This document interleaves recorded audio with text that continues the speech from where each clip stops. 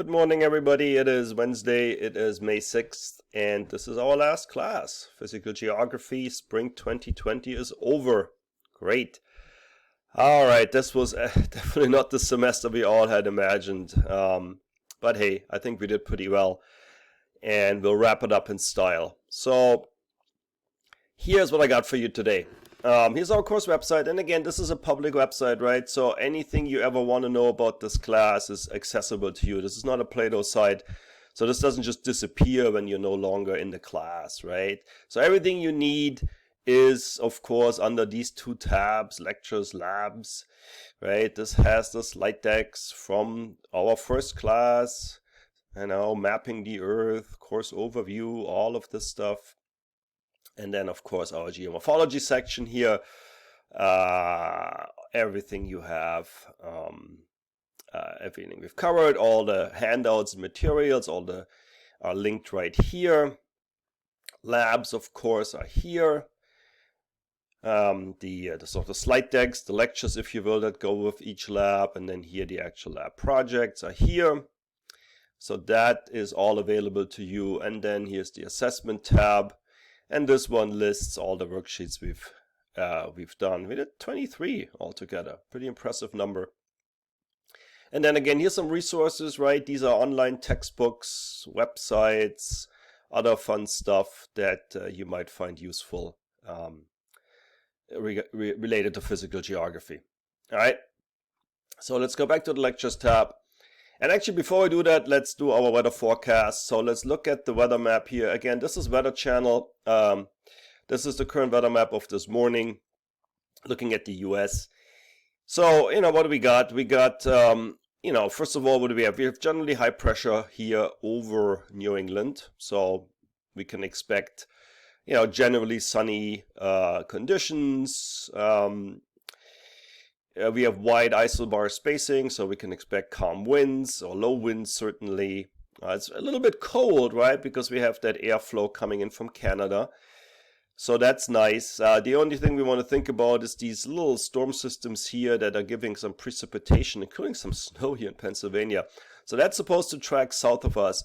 So really what we're looking at is a nice, sunny, a little bit cold day coming up here. It's actually quite cold outside here. It's only 31 degrees here in Greenfield, Massachusetts. So, and then generally looking out for the next few days, again, isobar spacing is quite wide, so we're expecting generally calm conditions, generally high pressure situation. So there you go. That's what we expect from this weather map. Now let's see how we did.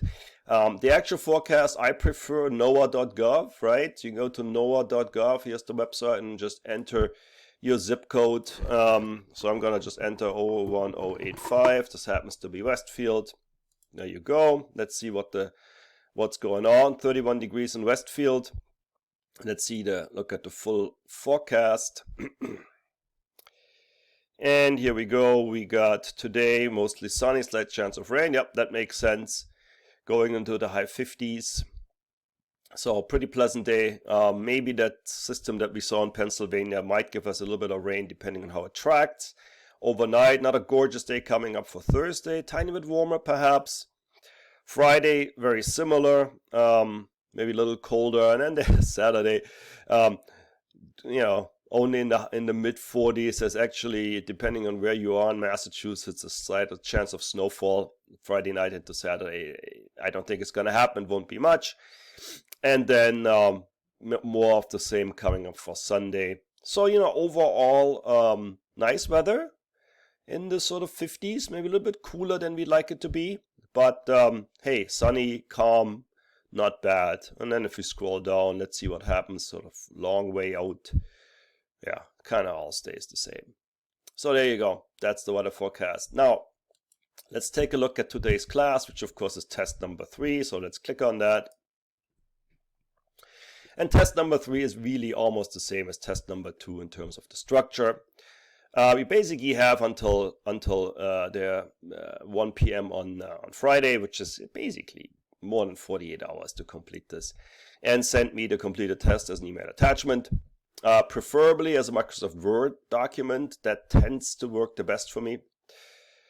So what you got, materials and handouts, you're watching the video right now, and I'm giving you the test here in 2 different formats. They're exactly the same test, but it just depends on what you're more comfortable. So let's look at the Google Docs version. Click on the Google Docs version, right? So there you go, it just opens up like this. And of course, the first thing you would want to do is go to File, make a copy. That would make a copy of this test to your own Google Drive, and then you can just work with that. Or you can hit download, and then you can download it. Probably the best way to download it would be as a Microsoft Word file. It downloads it to your computer, and then you can open it in Microsoft Word, type into it, and then save it as a Microsoft Word file. And remember, I showed you how to get Microsoft Word and Office and Excel and all of that for free as a Westfield State student. So that might be one way you want to go about this. The other way, of course, is if you can already download yourself the Word document. So you click on this link, and you get this screen. Yeah, I don't want to do this. And then you just hit the download button here. It downloads the Microsoft Word file to your computer, and then you edit it. All very straightforward. Now, let's take a look at this test just quickly so that we sort of see it. Same setup as test number 2. Multiple choice questions, 1-sentence answer questions, and essay questions.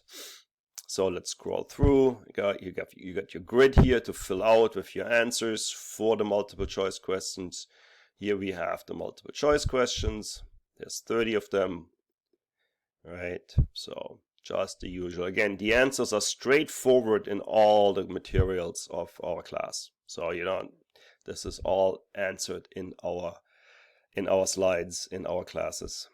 There we go. And then number 30 is where you make your own multiple choice question. So that's pretty straightforward. Then we get to this 1-sentence answer question section. You got 5 of those, right? Just quick one-sentence answers. So this is something you want to maybe take care of, because there's a lot of points on the line here. If you put the correct answer down, 10 points. If you put the incorrect answer down, you can lose a lot of points. So be a little maybe careful with these questions. You can again either gain a lot of points or lose a lot of points here, depending on how you handle these. And again, all of this is pretty straightforward out of our slide decks. And then we get to the essay question part. That's part 3. 3 questions, very straightforward. The first one is just a giveaway. All you got to tell me what you found most interesting this semester and why, and boom, you get 20 points.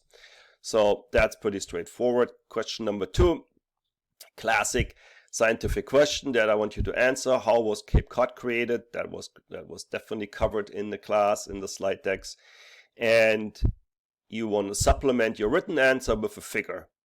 And all of that no longer than 1 page. And remember, right, figure, if you have a figure, you always have to have a figure number, a figure caption, a figure source, and you need to cite the figure in your answer. So let's try to get all that done. There's no reasons why you should lose any points here. So please do that. And then here's the inverse, if you will. Here is a figure, and I want you to write a caption for the figure. Now remember, a caption describes and explains the figure. So a caption isn't just 1 sentence. We covered that, right? A caption is more than 1 sentence. Now it's not a whole page either, right? A caption is meant to describe and explain the figure. So you can't just say this figure shows a spit. Well, that's just a description, it's not an explanation, right? So be sure to think about that. All right. So that's the test. I think that's all going to work quite well. Let's go back to our main part here. If you run into any problems, please let me know. Happy to answer them if you're confused or if you need any support with that. But make sure you give me time, because I obviously can't necessarily reply instantly. Other than that, I really wish you all the best. I hope you have a good summer. I hope things will return to sort of normal for all of us in the not too distant future. And then, do the usual, be responsible, wear your masks, social distancing and all that. Don't be stupid now. I think we are on a good path in terms of getting to a situation where we can resume quote unquote normal life. But it's I think still let's not get stupid here. Let's be smart about this. And then I hope to see you all in September, back hopefully for a normal on-campus semester. All right, all the best. Thank you.